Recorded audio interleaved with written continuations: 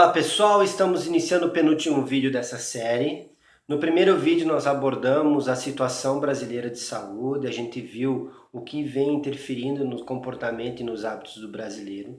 Já no segundo vídeo a gente aprendeu algumas técnicas para verificar e conhecer a sua situação nesse cenário. E hoje nós vamos falar um pouco de alimentação.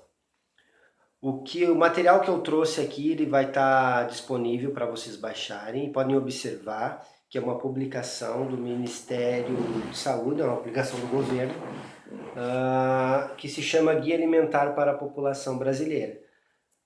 Como eu já falei no primeiro vídeo, eu cheguei a abordar um pouco sobre esse assunto, a nossa oferta alimentar ela mudou, então nem sempre a gente consegue fazer boas escolhas alimentares e por isso também o governo vem se preocupando com isso. E o que eu quero, como eu já disse, esse guia vai estar à disposição para vocês baixarem, então é importante que vocês tenham acesso ao material completo, ao conteúdo completo desse guia, é bem importante que vocês tenham esse arquivo. Mas o que eu vou trazer disso são como a gente pode escolher melhor os alimentos na hora da compra, né? Quando vocês forem ao mercado, né? Ou quando vocês forem em qualquer outro lugar para comprar os alimentos que vocês utilizam no seu dia a dia. Claro que tudo isso que eu vou falar está com base no guia. O guia ele traz que a base da nossa alimentação tem que ser de alimentos in natura ou alimentos minimamente processados. Que a gente deve limitar o uso de alimentos processados e evitar os alimentos ultraprocessados. Bom, mas o que são alimentos in natura? O que são alimentos processados? O que são alimentos ultraprocessados? Certo? Alimentos in natura, eles são aqueles alimentos que são obtidos diretamente das plantas ou dos animais e eles não sofrem qualquer alteração após deixar a natureza. Ou seja, são aqueles alimentos que já saem da natureza, né? São alimentos bem naturais e já vão para a nossa mesa. Já os alimentos minimamente processados, eles correspondem sim aos alimentos in natura, mas que eles foram submetidos a alguns processos, como processos de limpeza, de remoção das partes não comestíveis ou indesejáveis, fracionamento, moagem, secagem, fermentação, tem a pasteurização, o congelamento, a refrigeração e alguns processos parecidos, né, mas que eles não envolvem a agregação do sal, açúcar, óleos ou gorduras, ou até mesmo outras substâncias ao alimento original, ao alimento in natura. Esses são os minimamente processados, ou seja, esses dois tipos devem ser a base da nossa alimentação. Os alimentos processados, eles são produtos simples, são produtos mais antigos, eles são fabricados com adição de sal ou açúcar ou alguma outra substância como óleo ou vinagre a um alimento in natura ou até mesmo um alimento minimamente processado. E as técnicas de processamento desses alimentos eles se assemelham muito com as técnicas culinárias, né, que a gente usa no dia a dia, que podem incluir aí o cozimento, a secagem, a fermentação, o acondicionamento dos alimentos nas latas, nos vidros, essas bases em conserva que a gente faz. E para a gente entender melhor, os alimentos processados eles são facilmente reconhecidos como algumas versões modificadas do alimento original. Já os alimentos ultraprocessados, eles são formulações industriais, são feitas inteiramente, né, por substâncias extraídas de alimentos, como óleos, gorduras, açúcar, amido, proteínas, né? Nós temos também aí as gorduras hidrogenadas, o amido modificado, e até mesmo esses alimentos são aqueles alimentos que eles são sintetizados em laboratório com alguns materiais orgânicos, né, como corantes, aromatizantes, realçadores de sabor e vários outros tipos de aditivos, né, usados para trazer uma sensação atraente, né, para o consumidor. Para a gente entender alguns exemplos desses alimentos, a gente tem diversos tipos de guloseimas, tem aquelas bebidas adoçadas com açúcar ou os adoçantes artificiais, tem os pós para refrescos, é mesmo, tem os embutidos, alguns produtos são derivados da carne ou da gordura animal, tem os produtos congelados e aqueles prontos para aquecer, produtos desidratados. Quando a gente fala isso, a gente tem as misturas para bolo, as sopas em pó, o macarrão instantâneo, o famoso miojo, né? E os temperos prontos, né? E olha assim, uma infinidade de produtos que sempre estão chegando no mercado todos os anos. Tem vários tipos de salgadinho de pacote, aqueles cereais matinais, barra de cereal, tem as bebidas energéticas, até mesmo o pão, né? Esses produtos panificados, eles se tornam ultraprocessados quando além da farinha do trigo, as leveduras, água e sal, nos seus ingredientes existem algumas substâncias como a gordura vegetal hidrogenada, o açúcar, o amido, o soro de leite, os emulsificantes e muitos outros aditivos. Quando ele vai além dessas coisas, ou seja, ele já se torna, ou quando ele vai além da farinha, das leveduras, água e sal, ele se torna então um produto já ultraprocessado, e aí já é um alimento que a gente deve evitar, né? Então, tendo essa base, você já consegue fazer uma boa escolha alimentar. Eu vou usar alguns exemplos aqui para que vocês possam entender, certo? Então nós temos ali um abacaxi. O abacaxi é um alimento in natura, né? Ele se torna processado quando ele se torna um abacaxi enlatado, um abacaxi em conserva. E nós temos o pó de refresco de abacaxi, que é um alimento ultraprocessado. Outro exemplo, nós temos o milho, né? O milho é o alimento in natura. Ele se torna processado quando ele vira aquele milho enlatado, aquele milho em conserva, e ele se torna ultraprocessado quando ele vira um salgadinho de milho, por exemplo. E nós também temos mais um exemplo aqui do peixe. O peixe fresco ali é o alimento in natura.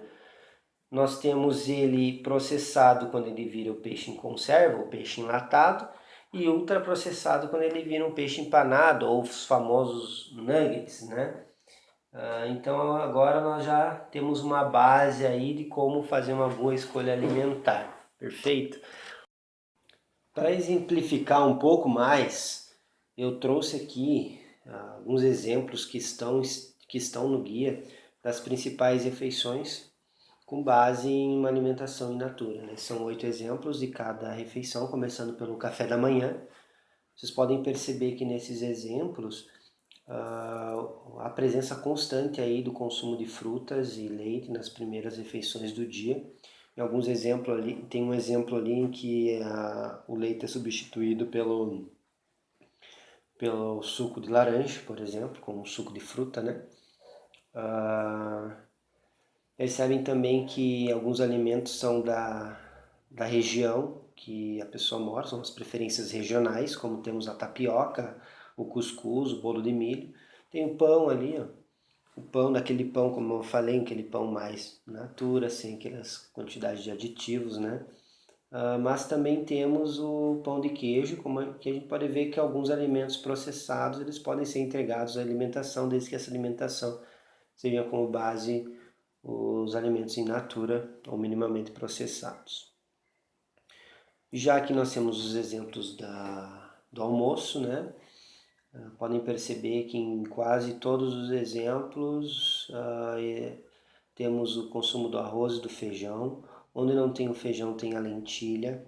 Percebemos as verduras e os legumes juntos, né? Apesar disso não ser uma realidade no Brasil, esse consumo de legumes e frutas, legumes e verduras, eu confesso que eu mesmo não tinha esse hábito, mas comecei a adquirir, a colocar legumes e verduras na minha alimentação e hoje eu já gosto de comer. Então, se você não tem esse hábito, né, vai colocando aqueles legumes, aquelas verduras que você tolera mais, e vai experimentando novos alimentos, né, novos alimentos e que com o tempo você vai acabar aceitando melhor e até mesmo gostando de comer e não vai mais abrir mão desse tipo de alimento na tua mesa. Percebe também que a presença das carnes inclusive as carnes vermelhas, porém elas estão restritas a 1/3 das refeições que são apresentadas. E quando elas estão presentes, a gente prioriza cortes magros e as preparações elas normalmente são grelhadas ou assadas. E por fim a gente destaca aí a presença de frutas e até doce caseiros como opções de sobremesa. Já aqui nós encontramos o jantar, e praticamente é muito parecido com a questão do almoço, né? Repete quase a mesma situação, onde existe a combinação do feijão com arroz, na grande maioria das refeições. Tem um exemplo ali em que o arroz e o feijão é substituído pela farinha de mandioca e o açaí. A gente consegue perceber em todas as refeições os legumes e as verduras, eles aparecem em todas, como forma de saladas ou cozidos, refogados, e acompanham todas as refeições, inclusive ali temos até uma sopa de legumes, né, diferente do que a gente via antes. Tem um caso ali em que o arroz e o feijão é substituído pelo macarrão e acompanhado pelo frango, eles nós não vimos nas outras refeições, mas pode ser usado no almoço também. As carnes vermelhas elas aparecem também, mas continuam restritas a 1/3 das refeições são apresentadas. E nas demais refeições, como eu já falei, aparece frango, mas também aparece peixe, ovos e vários tipos de preparações com legumes e verduras que ilustram aí uma maneira de substituir as carnes vermelhas, né? As frutas elas continuam aparecendo como sobremesa e até ainda com parte do jantar, que é o caso do açaí. Também encontramos ali o uso apropriado dos alimentos processados, que eles entram para complementar, mas não substituir as refeições com base em alimentos in natura, que é o caso da compota de jenipapo, mas poderia ser, por exemplo, um abacaxi em calda ou um pêssego em calda, né, ou algum outro alimento aí em conserva, né? Mas mantendo a base aí dos alimentos in natura. Pessoal, muito obrigado por ter me acompanhado até aqui. Obrigado por ter assistido essa parte. Espero ter contribuído aí para que você possa escolher melhores alimentos para sua mesa, para sua casa, para sua família. Agora vocês vão ficar aí também com um vídeo da Dani Dalpozo, nutricionista. Ela vai falar com muito mais propriedade algumas coisas para vocês que vão ser bem úteis aí no seu dia a dia e práticas também. E eu aguardo vocês no nosso próximo e último vídeo dessa sequência. Um grande abraço e até breve.